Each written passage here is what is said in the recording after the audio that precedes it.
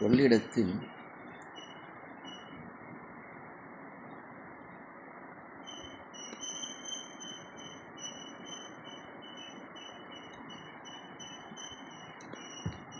உபரி நீர்களை திறந்து நேரடியாக கடலில் போய் கலக்குது.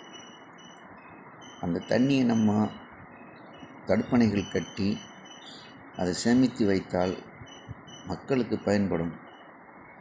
ஆனால் நமது அரசு இந்த திட்டத்தை உடனடியாக நிறைவேற்ற வேண்டும்.